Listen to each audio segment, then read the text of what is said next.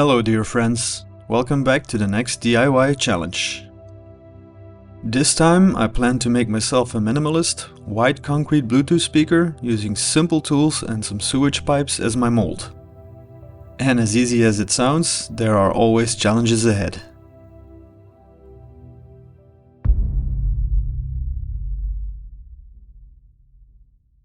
I need to build in this Dolatec 2x50 watt audio unit in a way that allows me to repair or replace it in case of issues.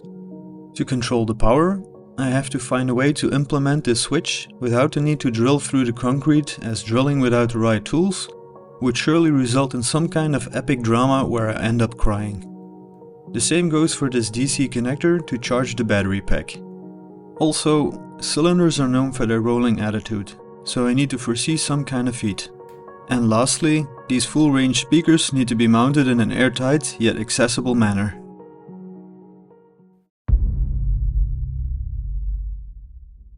To define the size of the inner cylinder, I measure the largest component.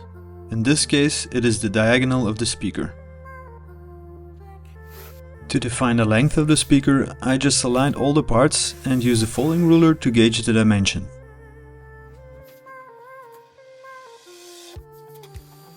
To make a perfectly 90-degree cut, I used a miter saw.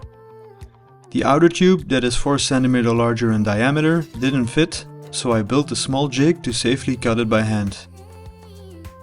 If you don't have a straight edge to start with, you can use a factory edge of some tubing to check the angle of the cut. Just align the cutting edges and the end should come out straight.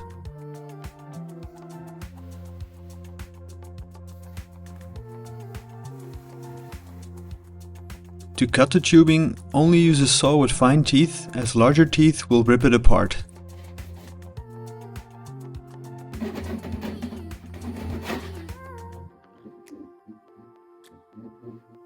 With the tubes cut to length, it was time to focus on the holes for the power button and the charging port. To prevent the PVC from burning, I set my heating gun to the right temperature. Then I picked this round head bolt to define the shape of the power button socket.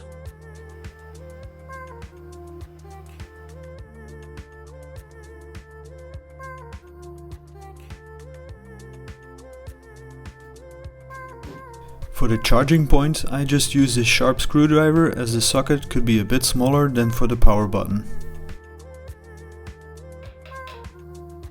Then I drill out the holes using drill bits with the exact dimension as needed for the button and the port.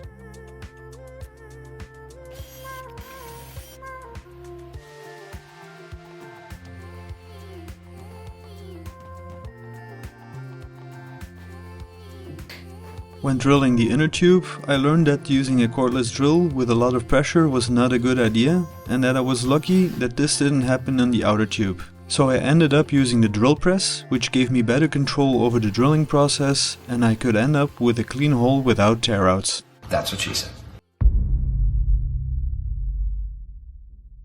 To create some feed for the speaker, I bought myself this sack of balls. Since they are my property, I will refer to them as my balls.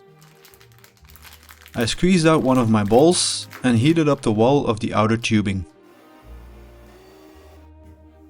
Then I firmly pushed my ball into the inside of the tubing, creating a bump that serves as a foot.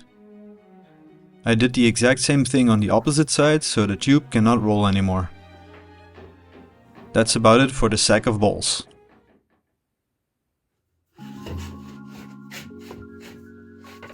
Then I continued to make a little slit on part of the inner tubing that I closed off with some tape. And I promise you that in the nearby future it will become clear as to why I did this.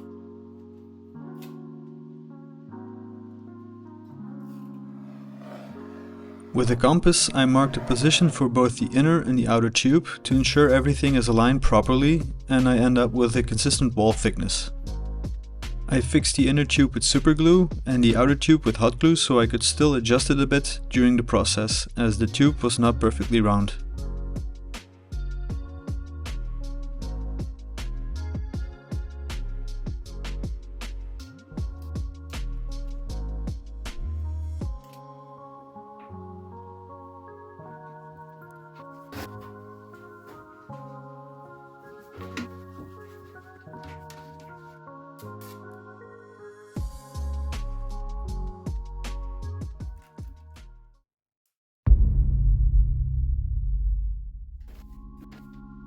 I measured the weight of the cement and the sand with a scale and I mixed them together before adding the water.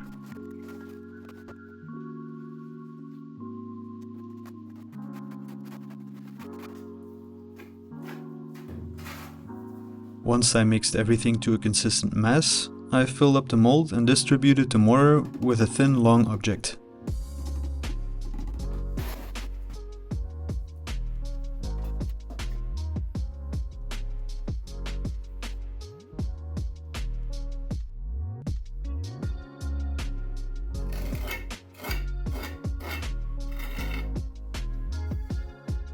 And with a simple block of wood and a power drill on a hammer setting, I released all the air from the mixture.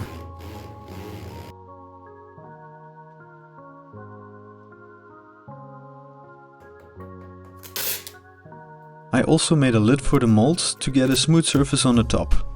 I briefly drilled it, hoping it would help me with the finish.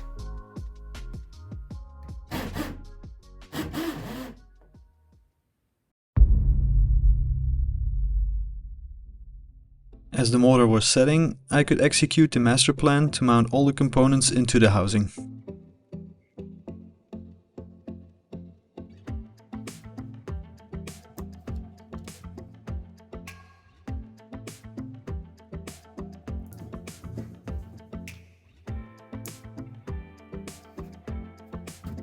With a simple cooling pad, I mounted the audio unit onto the battery pack, because that's how I roll.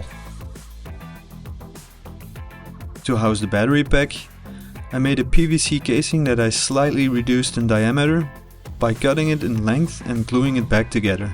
This way it can slide in easily.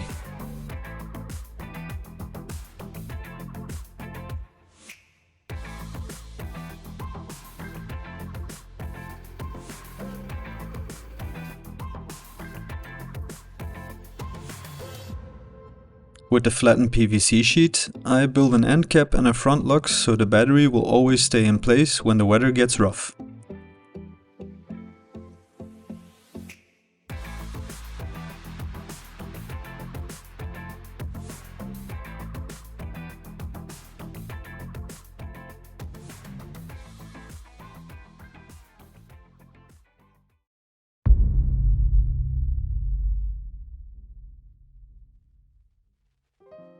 When I took off the cap, I noticed that the top surface looked more like the surface of the moon. This is most likely the result of the stupid idea to drill at the very end, as this created new air bubbles. It made me sad and I cried my eyes out, but I just continued with my day.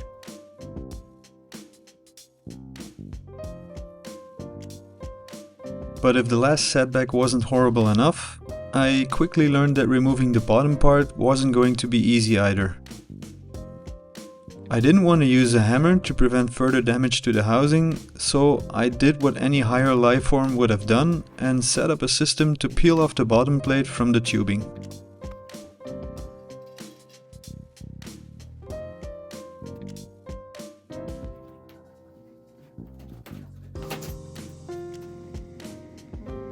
Then I heated up a knife to cut through the small pieces of the inner tube that were still connected, making it super easy to remove.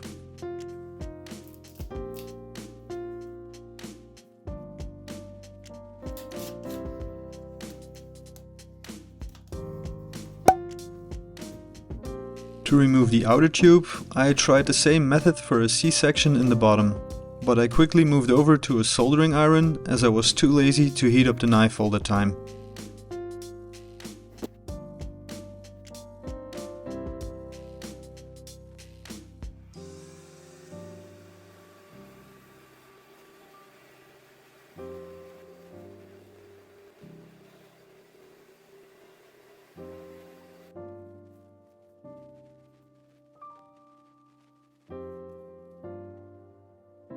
When I finally got it out, I was pretty pleased with the overall result.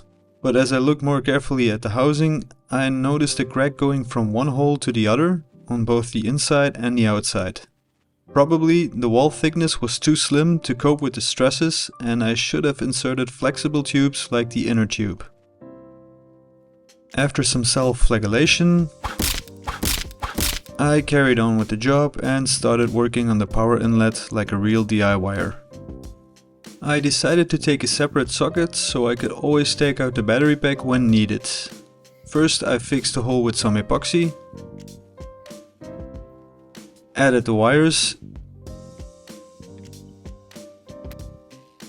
and inserted a layer of silicone to create the right opening.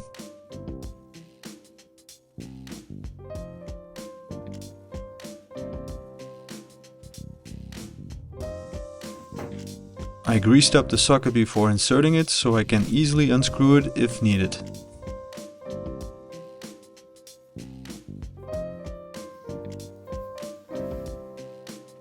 To fill up the crack in the mortar, I used some sodium silicate. It reacts with the calcium hydroxide in the concrete and forms a solid and dense material that closes everything off.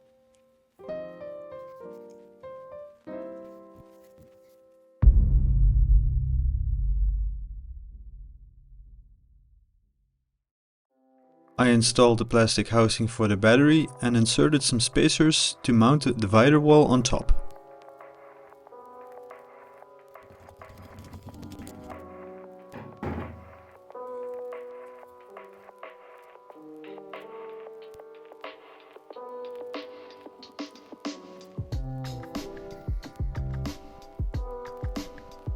Then I poorly soldered the wiring for the power button and checked if everything fits well before continuing to work on the holders for the full range speakers.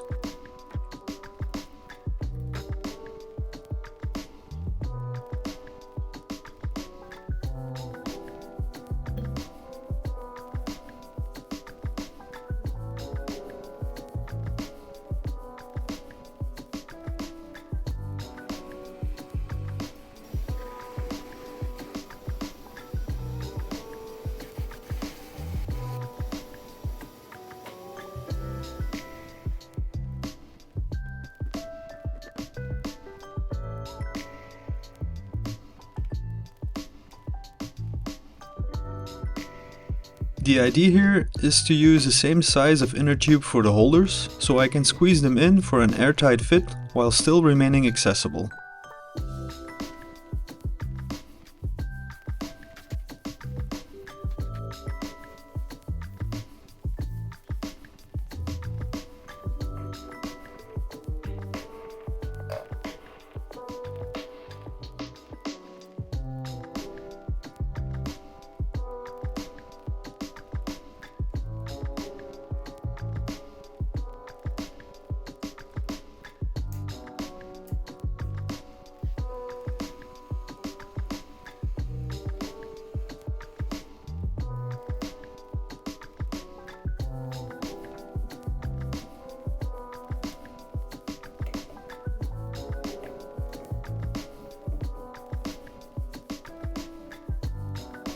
Now I only had to install the speaker wires and close all gaps between the two compartments with liquid silicone and install all components before moving on to the last part of the build.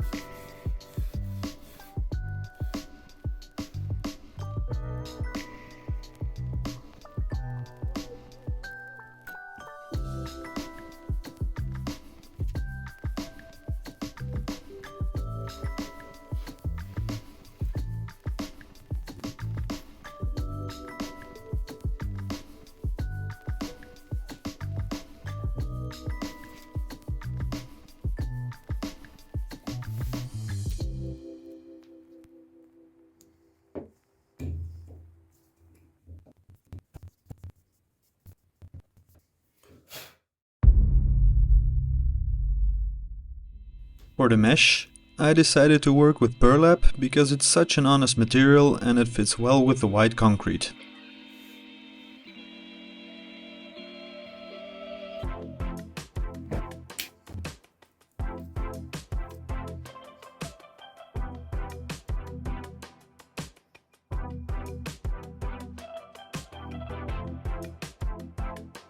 With a metal wire and a bit of hot glue, I was able to create a mesh that is easy to install and can be removed with simple pincers for accessibility.